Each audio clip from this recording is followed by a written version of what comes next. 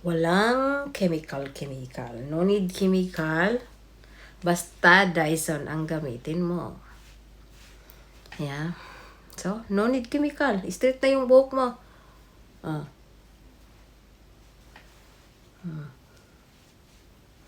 Isa lang agi. Ito po ang resulta. Tingnan nyo. Yeah, straight siya.